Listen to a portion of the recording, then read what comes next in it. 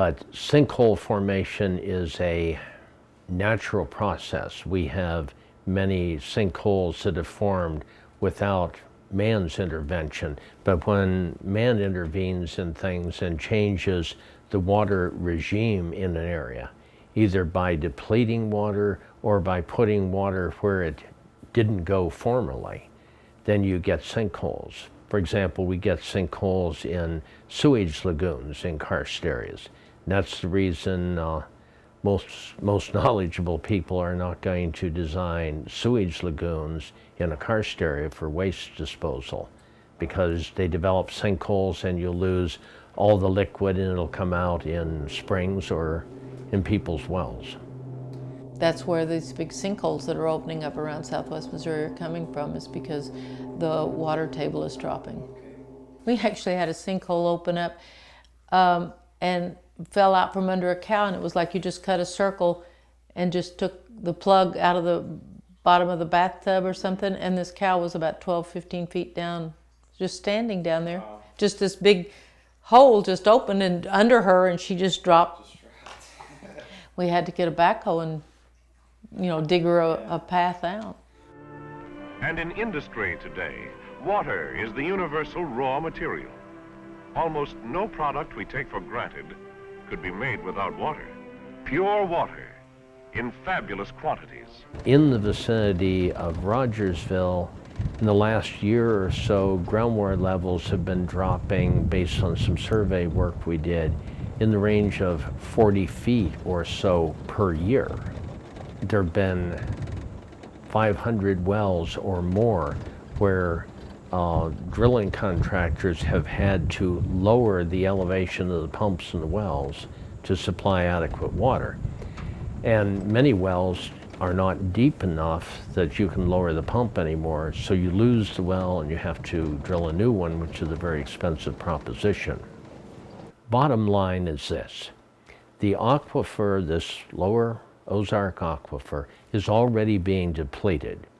When an aquifer is being depleted, what prudent management would dictate, and prudent protection of natural resources, is that you only use that water for the highest and best uses, such as drinking water supplies for people, or perhaps livestock watering, but not for industrial operations.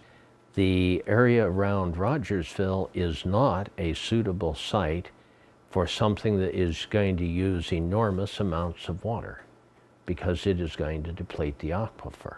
There is something absolutely immoral and obscene about burning up our farmland to grow a fuel when there are starving people everywhere.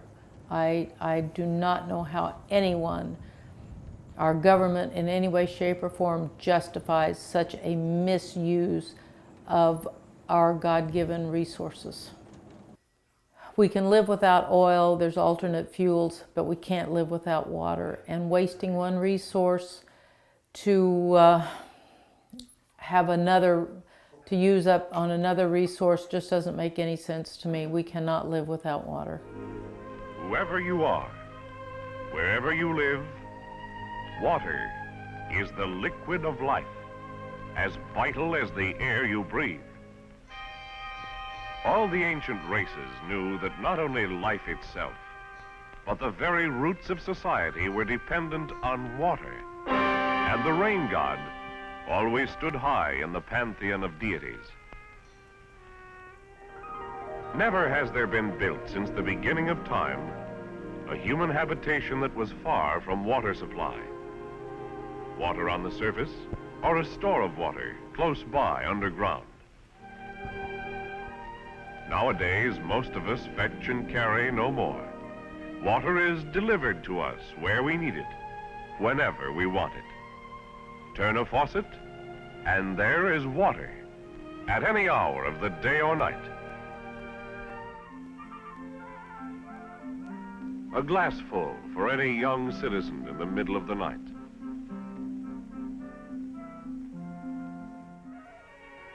The health and happiness of our communities will be determined by how well we meet the needs for safe, abundant water. We must meet these needs. We are to have enough safe water, wherever and whenever we want it. Without water, life dries back to a crust, a world of dust and sun.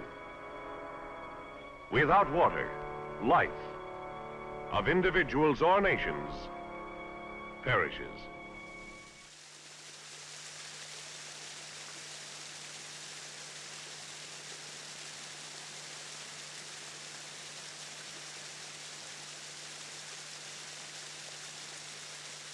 Support for the people who understand the situation has been absolutely overwhelming. Here's a native stone house that's got the sign in front of it that says, "United we stand, save our water, save our land."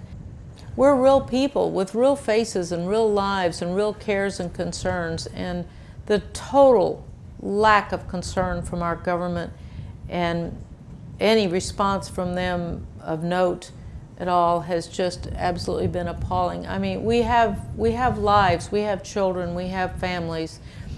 Some of us have fought and died for this country or lost family members. It's just something I never thought would happen to me as an American.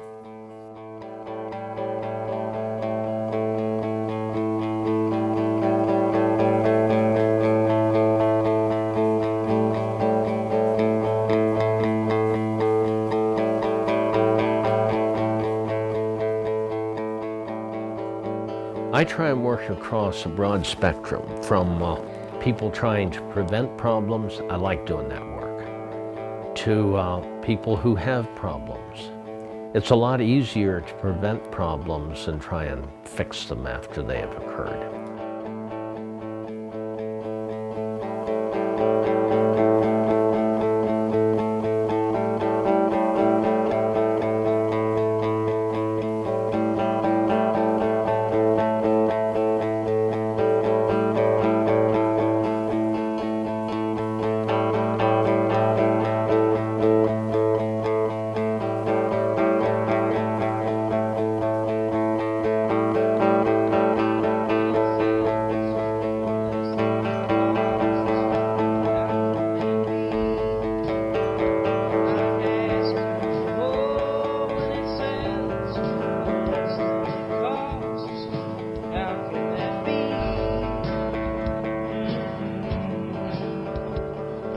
Follow the money, this don't pass the smell test, you see.